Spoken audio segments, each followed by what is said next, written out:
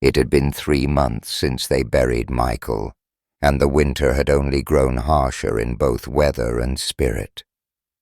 Elena Carver still wore black, not because tradition demanded it, but because it matched her mood, cold, deliberate, and quietly deadly. She had always been the calm one in the marriage, the softer voice to Michael's fire. But after the explosion that tore his body apart behind the wheel of his midnight blue Buick, an accident no one dared to investigate, she found a new stillness inside her, a sharper kind. The police gave her words like regretful oversight and ongoing investigation. But she knew who killed her husband. The Romanetti family had ties everywhere. City officials, judges, even detectives. Michael had died because he had become inconvenient, too clean for their liking, too honest when the numbers stopped adding up. Elena had spent weeks staring out the living room window, cup in hand, watching snow pile on the railing, watching neighbors' lives she no longer recognized. Grief is just love with nowhere to go, the therapist had said. Elena had smiled at that. Mine knows exactly where it's going, she thought, and that night she pulled out a worn notebook and started planning. She began with the books.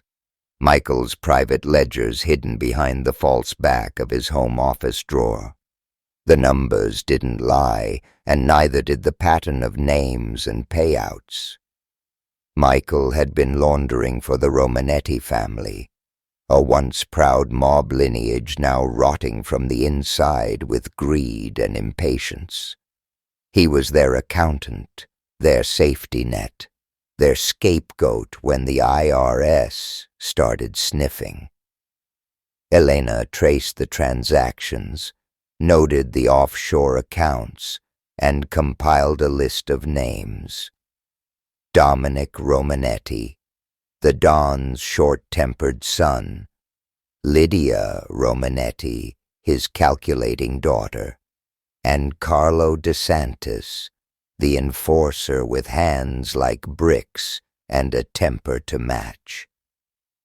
She hired a private investigator, Sam Bruno, a disgraced ex-cop with a drinking problem and an honest streak he couldn't quite kill. For $10,000 and her wedding ring, he gave her passwords, surveillance photos, and details only someone with a badge could know. "You sure you want this?" Sam had asked as he handed over the flash drive. "You open this door, it's not easy to close again." Elena looked him dead in the eyes. "That door was blown off its hinges the night my husband died."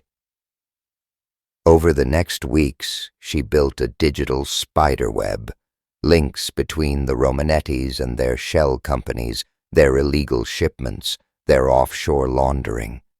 It was more than just a smoking gun, it was the whole armory.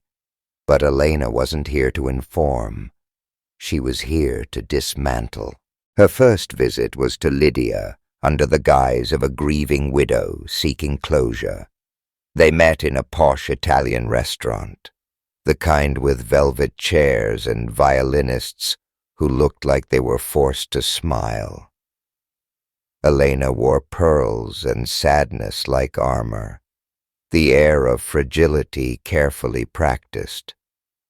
Lydia, dressed in silk and suspicion, tilted her head like a bird of prey. "I liked Michael," she said coolly. "He was clean." Too clean. Maybe Elena sipped her wine and feigned trembles. "He told me things when he started fearing for his life." Lydia's smile faltered for a heartbeat, less a crack, more a hairline fracture. Good, Elena thought. He kept backups. I just don't know what to do with them. They're encrypted, but he left clues. Another lie, but believable. Lydia asked for a copy. Elena pretended to hesitate. I don't want to get anyone hurt. Of course, Lydia replied, folding her napkin slowly. Let me help. You're not safe holding that kind of thing. That was the opening. Elena handed her a fake USB drive the next morning, rigged to track Lydia's IP once plugged in. Within 24 hours, she'd traced Lydia's private server. Every dirty contract, blackmail tape, and corrupt deals stored in folders named after classical composers. Pretentious, Elena muttered. Typical. The leverage was building, and so was the noose. Carlo was next. He lived in a fortified townhouse in Queens, surrounded by cameras, reinforced doors, and a mutt of a dog that barked at ghosts. Elena waited until his Tuesday night routine, a strip club visit followed by an hour at a private poker room. She snuck in through the back alley with a burner phone and a bottle of cheap whiskey laced with powdered fentanyl. The bartender was easy to bribe. Everyone had a price, and Carlo's enemies were many. When he collapsed mid-hand, the room panicked. Elena, dressed in a stolen waitress uniform and a blonde wig, slipped the phone into his jacket pocket. On it were doctored images of Lydia and Dominic meeting with FBI agents, just enough ambiguity to breed doubt. She even recorded a fake voicemail from an Agent Muldoon thanking Lydia for her cooperation. They'll turn on each other, she thought. All I have to do is push. And she did, sending an anonymous tip to Carlo's burner phone, alerting him to a mole in the family. When he awoke, disoriented and paranoid, the first thing he saw was Lydia's face on his screen. She could already hear the storm brewing. It unraveled quickly after that. Dominic, always the hothead, accused Lydia in front of their father's old lieutenants. She's been feeding the feds. Look at this, he yelled, waving the images Elena had seeded. Lydia scoffed, called him an idiot, and accused him of working with outsiders, bringing up Carlo's recent seizure as too convenient. Then Carlo walked into the warehouse meeting, demanding answers, hand on his gun.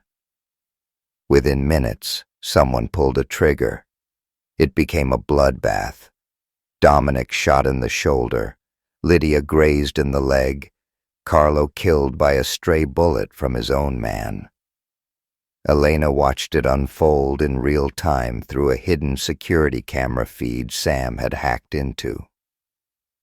You're a scary woman, Mrs. Carver, he muttered, sipping from a flask. They eat their own, she replied calmly. When the news reported Lydia's arrest for conspiracy and Dominic's disappearance, Elena finally exhaled. The Romanettis were finished, taken down not by bullets, but by suggestion, deceit, and the one thing none of them could resist, distrust. A month later, Elena sat by Michael's grave in a gray wool coat, the first hints of spring peeking through the soil.